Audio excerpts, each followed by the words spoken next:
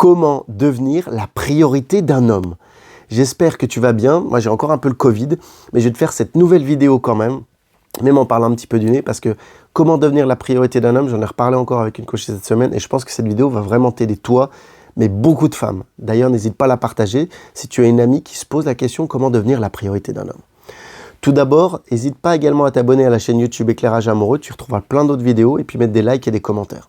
Dans cette vidéo, je vais t'expliquer tout d'abord ce que font classiquement les femmes qui deviennent une option, parce que si tu n'es pas une priorité pour un homme, tu es une option. Les 4 erreurs que font les femmes et qui les font devenir une option. La première erreur, c'est à partir du moment où un homme, il ne répond pas à tes SMS ou tes appels. S'il ne répond pas rapidement, c'est OK, mais à partir du moment où il t'explique le retard. Par contre, si tu remarques qu'au bout de 2-3 jours, il répond uniquement après 2-3 jours, là par contre, c'est pas OK. Donc il va vraiment falloir qu'il te réponde. La deuxième des choses, c'est qu'il prévoit que des soirées, mais selon ses envies à lui, sans penser à ce que toi tu veux. Et là encore une fois, ça montre que tu es une option, que tu n'es pas sa priorité. La troisième chose, en fait, c'est qu'il trouve des excuses, mais il ne trouve pas de temps. Pas de temps. Il trouve des excuses à chaque fois que tu lui proposes de faire quelque chose. Mais encore une fois, tu es une option. C'est-à-dire que pour être sa priorité, on va dire, il y a le grand classique, une échelle de 1 à 10, il faut que tu sois au moins sa priorité sur 8, 9, 10. Si tu es de sa priorité en dessous, tu peux même d'ailleurs peut-être lui demander je suis une priorité sur une échelle de 1 à 10, à combien je suis une priorité pour toi? Ça pourrait être même marrant de voir sa réponse, tu vois, par rapport à ça. Et lui demander justement qu'est-ce qui te manque pour arriver à 10. Le grand classique. Et par rapport à ça, une relation, en fait, c'est un peu comme un travail à temps plein.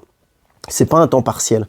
C'est-à-dire que s'il te trouve des excuses et qu'il te trouve pas de temps, il s'investit pas totalement dans votre relation et qu'encore une fois, donc, tu es une option. C'était la troisième. Et la quatrième erreur féminine qui peut se passer, c'est qu'en fait, il te dit qu'il n'est pas prêt pour une relation. Ça, c'est le grand classique. En fait, c'est simplement qu'il ne veut pas, que tu n'es pas sa priorité et automatiquement, il va te dire « Non, je ne suis pas prêt pour une relation ». Donc là, direct, tu sais que s'il te dit ça, tu ne seras pas une priorité pour lui et direct, il t'informe que tu es une option. Donc la chose, quand un homme te dit qu'il n'est pas prêt pour une relation, n'aie pas de relation avec lui, dis-lui pas « C'est pas grave » ou « Je vais attendre » ou c'est ça. Passe à un prochain. Direct, c'est un drapeau rouge là qui te montre sous le nez, il te dit qu'il n'est pas prêt pour une relation. Et next, suivant, ne t'embête pas. Donc ça, c'était les 4 erreurs. Après, pour devenir une priorité par rapport à un homme, qu'est-ce qu'il va falloir que tu fasses? 6 étapes. La première, il va surtout falloir que tu ne fasses pas le premier pas à chaque fois. Pour des sorties, pour des idées, pour quoi que ce soit. Et en fait, il ne va pas falloir toujours commencer par répondre. Également, il va falloir que tu sois parfois un petit peu plus silencieuse et que tu amènes même des changements. Un coup tu réponds, un coup tu réponds pas, un coup tu laisses 1 heure, un coup tu laisses 10 minutes. Tu peux même, si tu es vraiment occupé, laisser un jour. Si tu es en famille ou je sais pas, ou à l'étranger, un voyage ou que tu as quelque chose d'important. Il faut justement pas que tu fasses le premier pas à chaque fois. Ça, c'est la première étape. La deuxième, ça rejoint un petit peu, il faut que tu sois absente volontairement.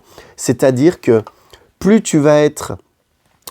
plus tu seras absente, donc moins tu seras disponible et automatiquement tu augmenteras ta valeur. Parce qu'il y a une chose qui est classique, on dit que les choses rares sont celles qui ont de la valeur. Et si tu n'es pas rare, que tu es trop disponible, il va s'habituer à toi et tu vas apparaître comme quelqu'un, comme une femme d'acquise, tu vois, qui fait trop ce qu'il veut quand il veut. On en parle souvent ça, de ce phénomène de femme acquise. Sacré Covid, je suis désolé. Donc voilà, par rapport à la deuxième. La troisième, c'est il faut que tu sois mystérieuse. Pourquoi? Alors, il ne va pas falloir qu'en fait, quand tu lui parles de ce que tu as fait, de ta journée, de tes projets, tout ça, que tu développes trop. Il ne va pas falloir expliquer les détails. Ça sera à lui, s'il veut vraiment le savoir, de te poser des questions. Tu vois, cette manière, tu vas l'attirer justement en lui donnant pas tous les détails. Et ça va amener un petit peu d'intrigue ou de curiosité, j'ai presque envie de te dire, et automatiquement, ça peut amener parfois certaines inquiétudes, et là, ton besoin, ta valeur vont grandir, parce qu'il va se dire « Ah, mais qu'est-ce qu'elle fait? Elle m'a pas tout dit, ou si, ça. » Il va te poser des questions, et c'est lui qui va venir, tu vois. C'est comme ça que tu vas devenir déjà également la priorité, petit à petit. La cinquième, attends, 3, 4. La quatrième, ça va être de le laisser te contacter et même de venir chez toi. Pas que ça soit toujours toi qui ailles chez lui, tu vois. Ou même le contacter en première. C'est-à-dire que tu as peut-être des idées. Ce que je te disais un petit peu plus haut, ne pas réagir à chaud. Je vais y arriver. Mais le laisser plutôt te contacter ou quand tu as des idées, des projets avec lui, lui en parler un petit peu plus tard. Ça va être important. La cinquième, ça va être aussi, et ça va beaucoup investir un homme, lui demander des petites faveurs. C'est-à-dire si tu as des petits travaux chez toi à faire, ou même des gros travaux, mais que tu as besoin de l'aide en fait, qui sentent que tu as besoin de lui, que ça soit, je sais pas, de la peinture, des tapisseries, construire des meubles, construire une lampe, tu vois, ou des choses comme ça. Et en fait, là, il va être vraiment content que tu le fasses participer, qu'il soit investi, tu vois. Ou même si tu as des petits travaux à terminer, ça va être le top.